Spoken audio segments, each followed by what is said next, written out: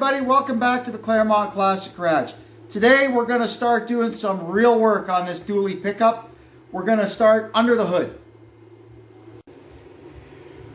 Under the hood here, we're going to change all the fluids, we're going to change all the hoses, we're going to get it cleaned up nice, we're going to adjust the valves, belts, pulleys, water pump, all that stuff.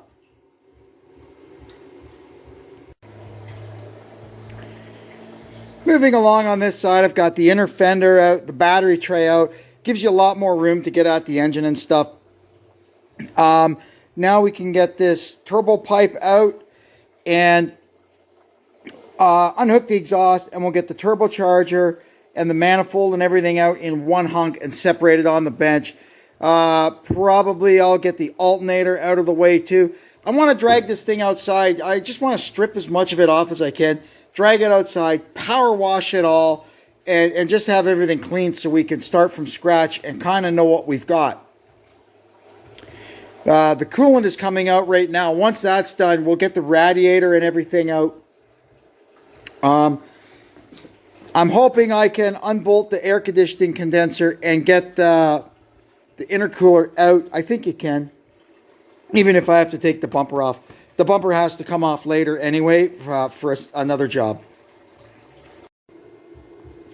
Here you can see this heater line, and we've spoken about this in previous videos. It looks kind of crusty, and I'd like to get it out and get it cleaned up. You can see there around that clamp, it's actually wet. This thing is actually leaking at this joint here. So we'll get this baby out of here because I need to get it out to get the one stud out of the manifold. I've managed to get all the fasteners busted free except for these two underneath here. We're getting on it, but I got to get this out of the way to get at those. That's actually not too bad. We'll clean it up and get a good heavy coat of epoxy paint on it, and it'll be good to go for another who knows how long. It's not like this thing is going to be out in the salt.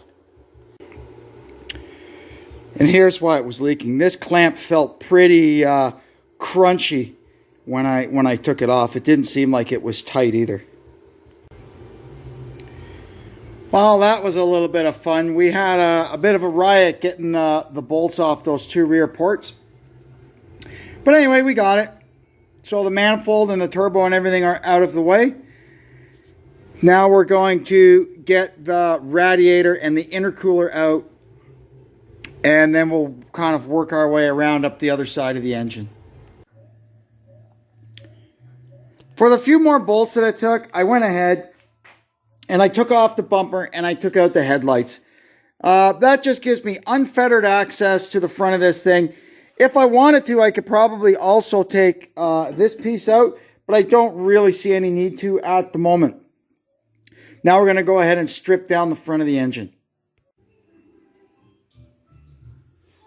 We're moving right along here. I got the rad and the intercooler out. That's very interesting because they're all kind of intermingled with each other.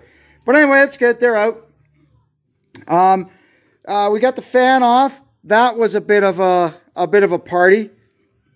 But anyway, a little air chiseling, and out it came. Now we're going to get the belts off.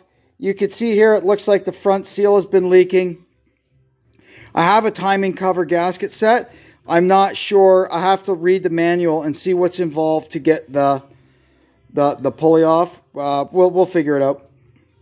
I would like to stop that.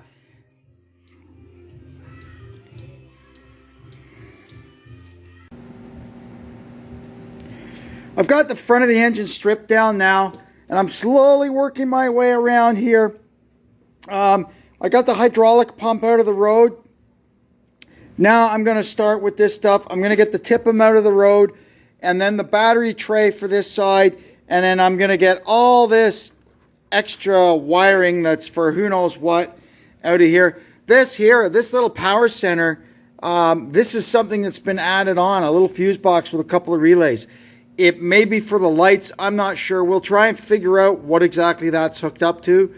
But it's probably going to come out for now, and I will re-engineer it if I decide it's going to go back in. I would rather have this inside the truck, or if it's going to stay here, we have to make some kind of a little cover for it.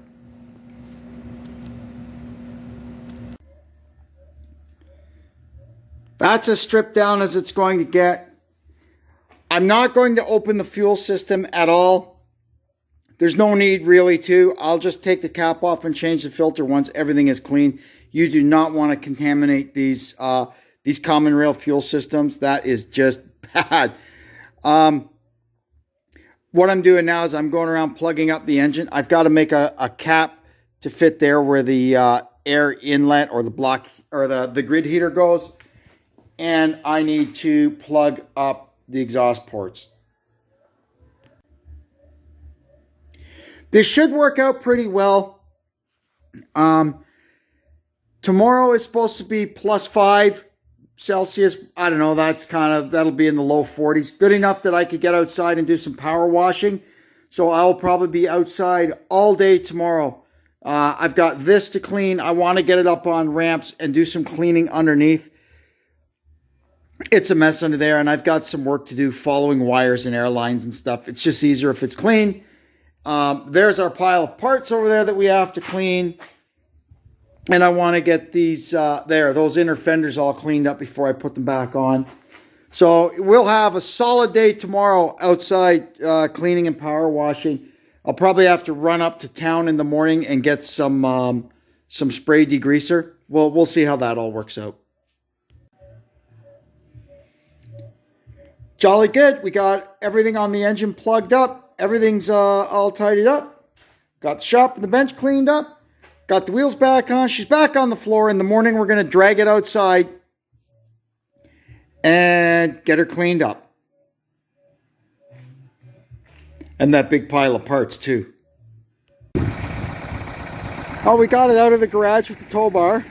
Now, I'm going to try and pull it up onto ramps so that it's easier to get the underneath of it clean.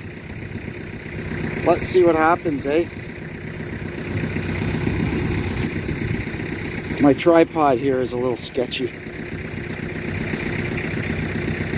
There we go. Let's see what happens.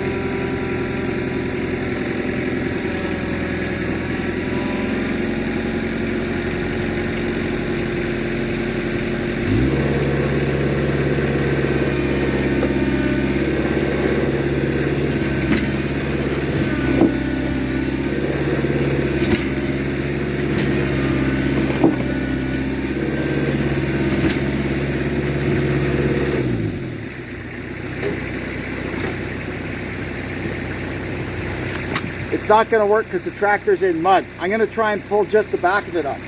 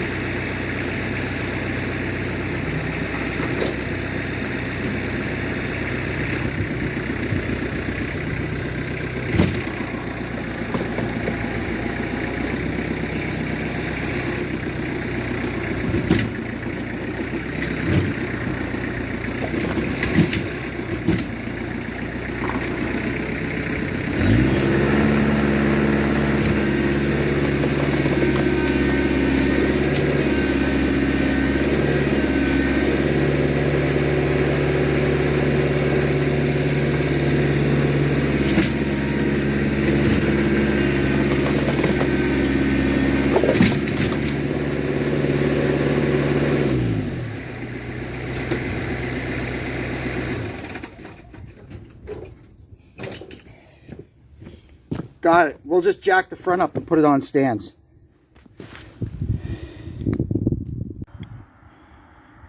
even easier, I just jacked it up and put the ramps under the wheels. So when we go to put it back in the garage, it'll easily push it off of those ramps. No problem at all. For some reason, the soap injector on our power washer has decided to quit working, but lucky I had a couple of aerosol cans of degreaser, so I sprayed that around here, and we'll just let that sit and soak in for a few minutes, and then we'll start up with the power washer. Here we've got all our little bits and pieces all cleaned up now. 20 years of rust proofing all blasted off of them. I mean, it's good stuff. It keeps the truck from rusting, but it just makes a hell of a mess.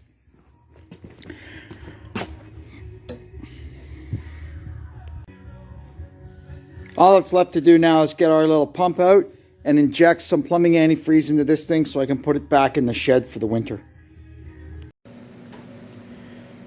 Here she is back inside.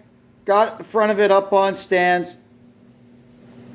It's all cleaned up and we can get to work. That'll wrap it up for this one. In the next one, before we tackle the engine work, we're going to go underneath and do the brakes. I've got some steering and suspension work to do also. We'll get that all done.